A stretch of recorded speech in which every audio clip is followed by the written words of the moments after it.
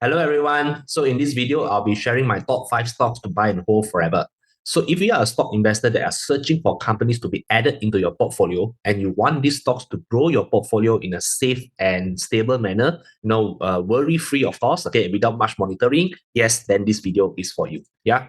So the purposes of these buy and hold forever companies are as follows. Yeah. First is that, these kind of companies here are worry-free investing. Yeah. There's not need much of following up. And the main purpose is to invest to beat inflation. And because of this, these companies here, some are already, proven, are strong already. So you can expect an average of 8% to 12% return, compound annual growth rate. Because the main reason is, you want to grow your capital safely. Yeah, you don't want a lot of volatility, you don't want a lot of uncertainty in this stock that will, destroy your wealth. So that's why the main and most important thing when they decided to, own these buy and hold forever companies is to preserve your capital. Yeah, after you have been, working so hard, your money and compound it for many, many years, it's time, to start, or how to say, it's time to start to take lesser risk already, all right, grow it safely right now and then preserve it. Yeah. So these are my stock criteria. Okay. Before I, of course, reveal my 5 companies here, I would like to share my stock criteria. Okay, that I already arranged for you guys here. Okay, before I decided to pick this kind of companies lah. So these are the stock criteria here. Okay, and I will explain it one by one. So the number one is strong economic mode. Very simple, because I want to protect it against competition. I want to make sure the company has long-term profitability, and most importantly, they have pricing power. Okay, because in order to fight inflation, right? And of course, they must have strong customer loyalty so that I have a consistent revenue. And of course, the business can exist for many, many years. Yeah, I don't want just a few years already and then the company has some trouble and then it's gone already. I don't want that. Okay. So if you are not sure, okay, what is this economic mode about here? You can click the link down below, okay, because I shared our BIE basic, okay, which is our stock program here. And one of the stock program, the modules in module 3, where I will share about economic mode. So you can perhaps pause this video here, okay, and watch, okay, the video, okay, understand more about economic mode if you don't understand it. Okay. Now, the next criteria is little to no competitors. Yeah, because I want this business to have high barriers of entry. Yeah, it's a very difficult business to go into. And because not only that, it's not vulnerable to change. Yeah, I don't want later there's a better competitor coming in and then it will change dynamics of the business, and then the business got disrupted. So because there's a little to no competitors, there's lesser worries on this aspect. And then so that the management can also focus on growing the business. All right. Now, the next criteria, strong and healthy financials. Very, very obvious. Okay. The business must be self-sustaining already. It's not a cash-burning company. All right. And they have the cash to innovate and they can continue to stay relevant to changing times. Next one, product and services are a need. Okay. Now, why this criteria? Because when you want to invest in a company, you want the company where the consumers have to buy the product and services, and the people are using them every day. And in the sense that it's very important in how they live their lives. Okay, it's already integrated very, very deeply, okay, in their lifestyle. And they must also be an established and proven business. Like I said, you are owning a buy and hold company forever. And that's why you need established and proven business. Okay. And that's why the next point is you must have a stable and certain revenue. Okay. Now, the next one can be run by any capable CEO.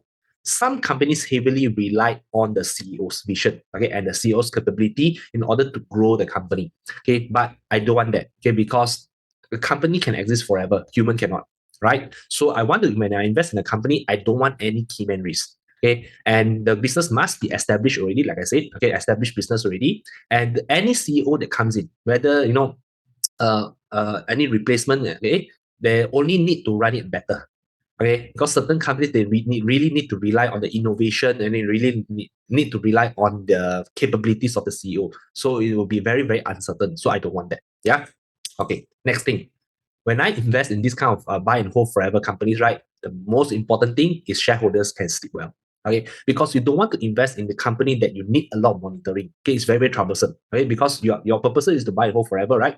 Okay, so there's you don't want any much monitoring. The business is low risk of disruption, low stock price volatility. Yeah, you don't want a certain stock to affect the value of your portfolio, and you have low worries on the business because it's already very strong. Okay, then the most important, like I said, I mentioned again, I repeat, okay, is to preserve capital. Yeah, so that you can sleep well. Okay, always. Okay. Now, I'll be giving my 5 companies. So the fifth one, okay, from my favorite to my most favorite, of course. Yeah. So the fifth one is Costco. Yes.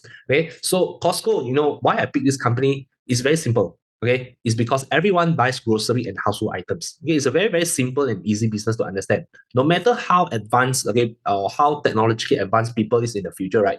I mean, people still need, to buy things, buy food, right, or groceries, right? So that's why Costco here is one of my fifth favorite company to own. So it's already one of the largest retailers here. All right, you can see Costco is number three right now. And why I pick, of course, okay, like for example, why you never pick Walmart, for example, right? Okay, main reason why for me Costco is because they are on a membership-based revenue.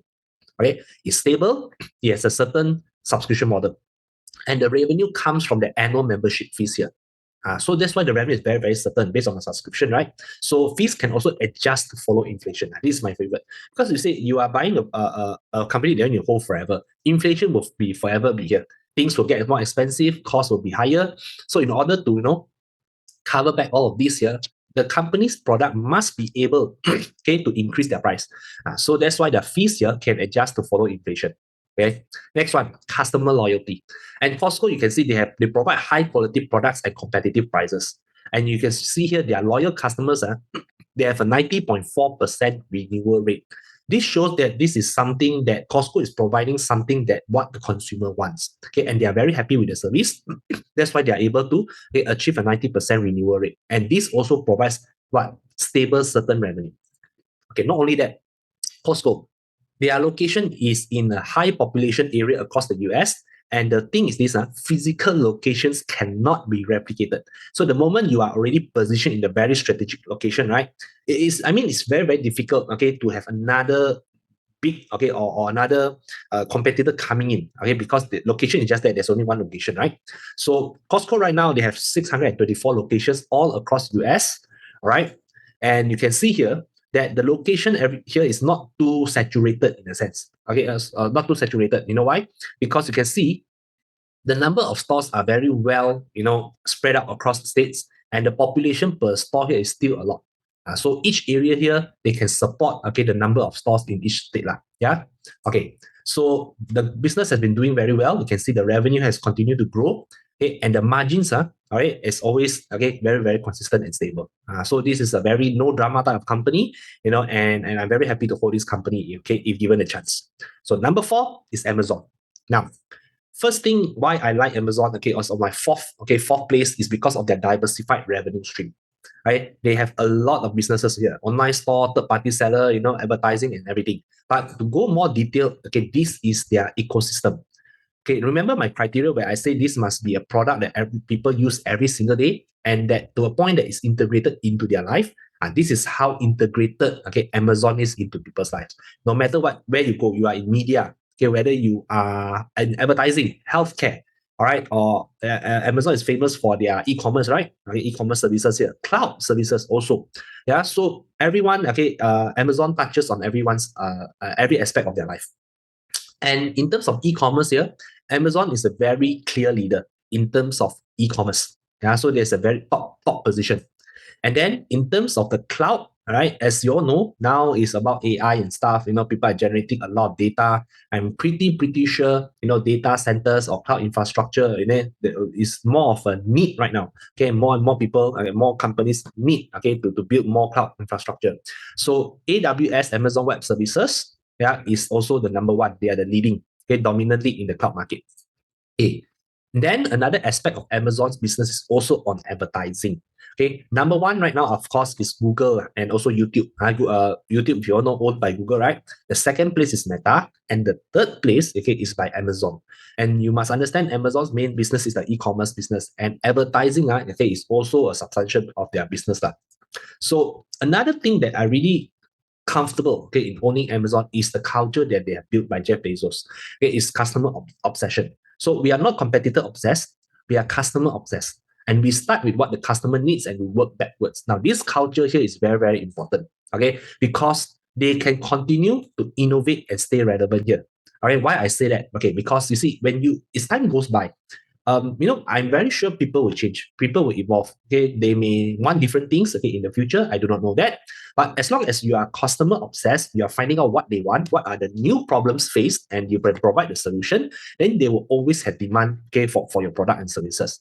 And because of this, right, Amazon is being supported by their cash generation ability here. In case you do not know, this is their cash flow statement. This is their cash from operation. Okay, and this is the free cash flow. Yeah, so Amazon is very famous for continuing to innovate, okay, and provide the products that people want. And that's why they can continue to stay relevant. That's why you can see in this chart again, I want to show you guys. That's why they have always innovate, okay, always create new things that people want. That's why they are very, very strong in the business. Yeah, so that's why Amazon, okay, is one of the stocks that I'm very comfortable to hold.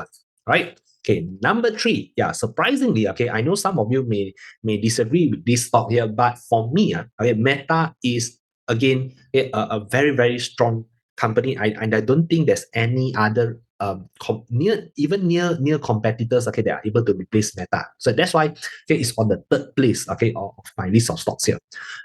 First reason is very simple. We use Meta apps every single day, right? The moment you wake up, you open your phone, I'm pretty sure it's either you will touch, okay, one of these apps here.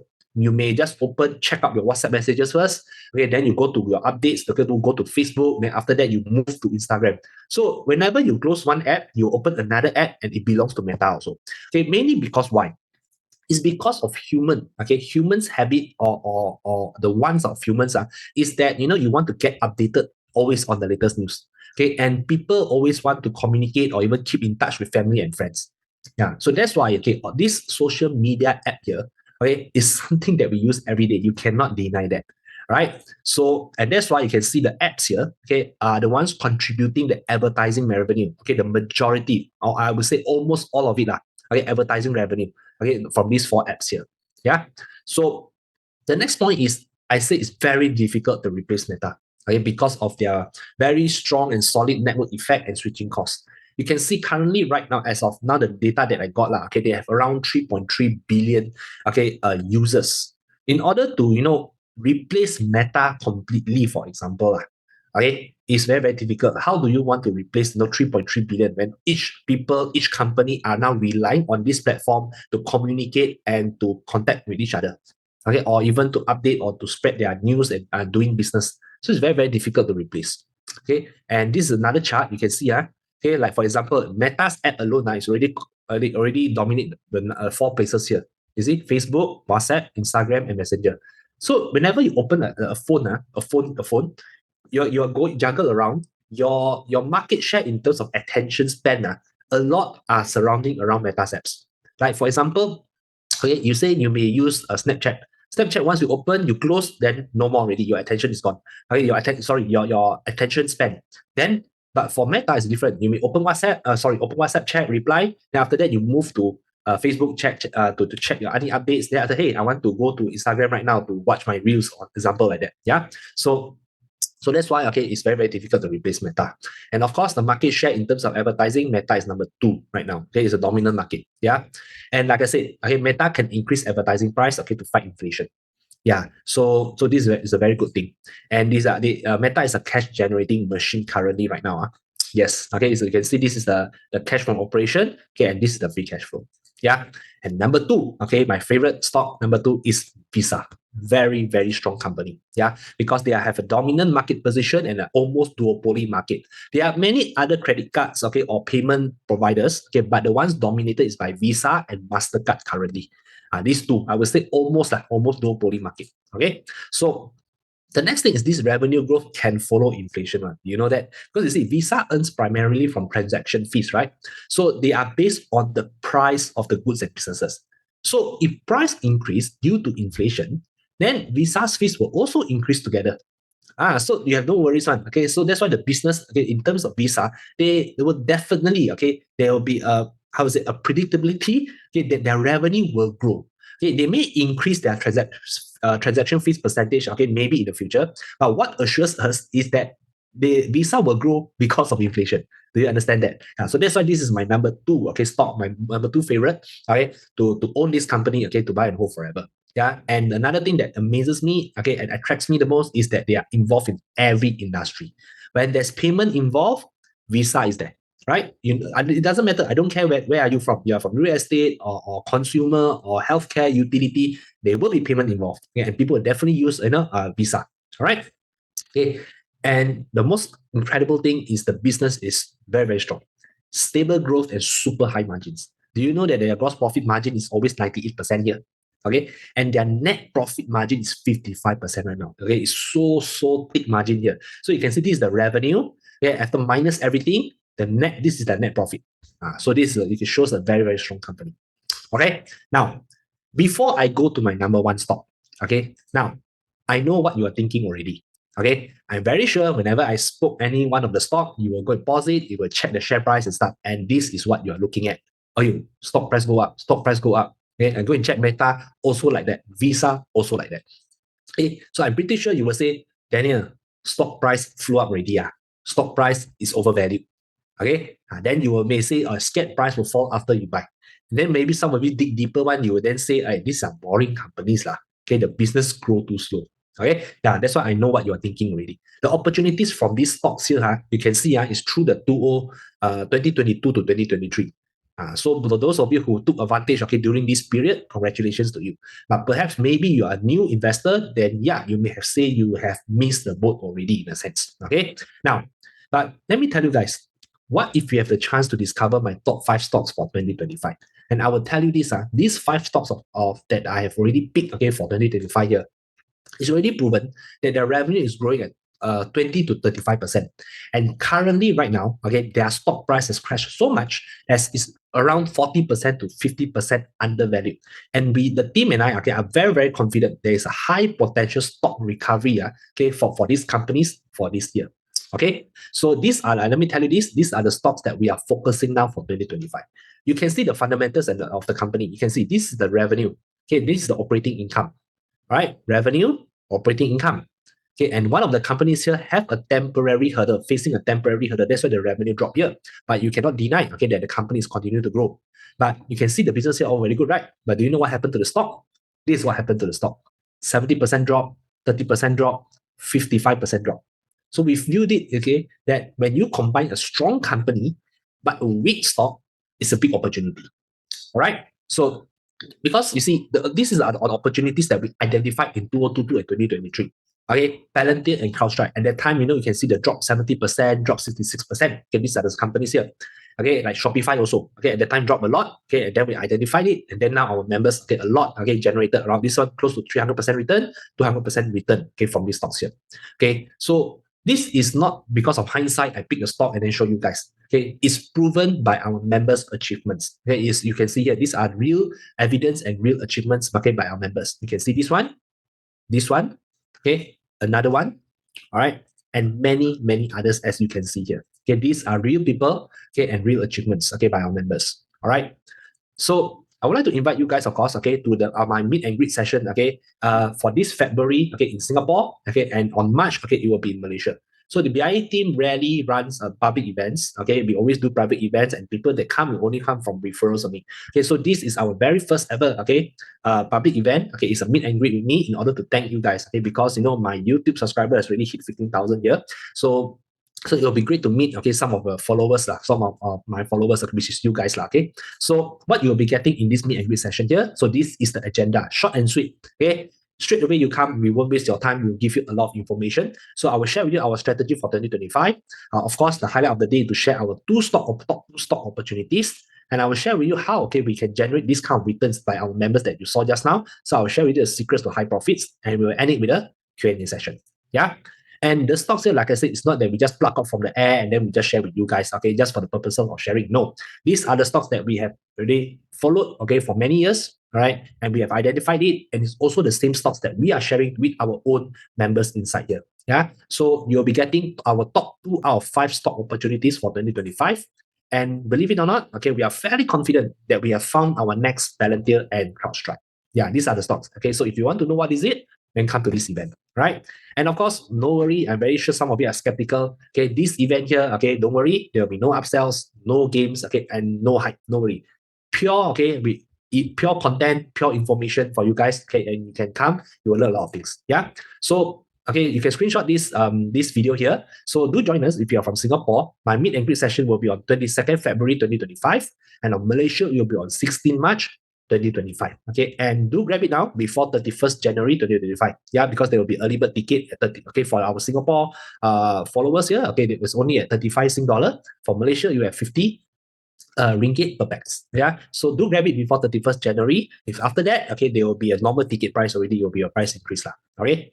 And not only that, okay, no worries. Okay, there will be a free gift. And I assure you, it's worth USD 167. Now, there'll be a lot of benefits for you guys. Okay, but I will give you one teaser here. Now, I shared that I'll be, presenting two stock opportunities, right? Okay. One of the benefit from this free gift here, you will also discover the other three stocks. Okay, other three stocks here. Okay, that we are focusing on 2025. So this is one of the benefit from this free gift. Okay. So again, do join us, all right? And you can pause this video here, you can scan the QR code, or even click the link down below in this YouTube video, okay, to get the link and register right now, okay?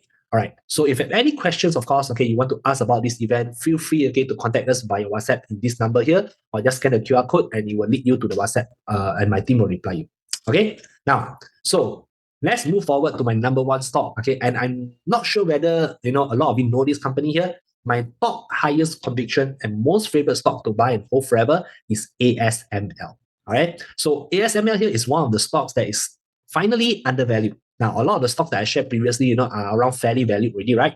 Now, this is the only stock here that is currently undervalued, right? Undervalued. So, in short, ASML, okay, they have a monopoly of the EUV lithography. Now, I will tell you why I like this company is because no one else has the exact same technology, and all semiconductor chips start from ASML. Okay, so you may want to ask, so what is this company doing? Okay, now in short, you need to understand the word EUV lithography. For your understanding, okay, for shareholders, in short, they have the technology to draw blueprints of a microchip onto a silicon wafer using light. Okay, using light with a wavelength of just 13.5 nanometer. And this is the part that separates ASML from other people, and no one else can even copy them. Because you know why? 13.5 nanometer light, the wavelength, if you want to imagine it, is 5,500 times smaller than the diameter of a human hair. Yes. So their technology, this is what I call the blueprint of a microchip. You can see there are a lot of lines and everything here, right? How to print it out. Okay. So I print it at 5,500 times smaller than the diameter of your hair. So this is the technology that only ASML can do it. And this is the first step, okay, on every semiconductor chips, okay, to produce semiconductor chips. Yeah. So they have a monopoly market right now. They have a 95% share currently, right? And ASML is the only supplier. Why? Because they took them 17 years okay, to build this technology. And there are people say that to build a competing EUV from scratch could take 15 years and over $10 billion. So this is what I call a very, very big hurdle, okay, or big barrier. All right. So like this person here say, all right, raising an additional 10 billion for our division to make a competing machine in 15 years while you were incurring losses, okay, maybe for 15 years, is an what? Insurmountable hurdle in the business. Yeah. Okay. And not only that, like I said, I want companies that they have strong pricing power, right? Let me tell you, their machine will only get more and more expensive. ASML has strong pricing power and growth. Okay. And not only that, customers need their technology. No choice. You are the only supplier. Okay. They have no choice but to buy from ASML. So the latest machines cost around 380 million. Previously, there are older versions, older technology machine, right? It costs 183. Right now, it's 380 million. So it shows us that at least, okay, this company can continue to grow and keep up with inflation. All right. And like, for example, like I said, you can complain okay, that the machine is expensive and stuff, but no choice. You have to use their machine. If you never use their machine, your other competitors will buy the machine, okay, and then you produce a better product than you, okay, and then, overtake you. So you don't want that. So no choice. You have to buy the product from ASML, the latest one, okay, in order to compete with each other. Okay.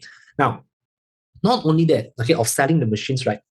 ASML also has a stable recurring revenue. Why? Because for every machine that they sell, they will need to do repairs, maintenance, and upgrade. And let me tell you, only the ASML team can service the machine, no one else, because they are the one that creates this machine, right? Yeah. So each machine here is designed to work for 30 years. Okay. And each machine is expected to generate another 150% of its sales price in terms of the service revenue. So like I said, the machines that have been sold in the past 30 years, they are still active in the field. So the more machines that ASML keep on selling, right, they are building a higher and higher recurring revenue. So it provides a very stable and certain, cash, of course, to this business. Yeah. And another thing is, it's nearly impossible to copy. Why? It's because not only on the technology side, but So because of the supply chain. To make this machine here, you need very few selected and expert supplier.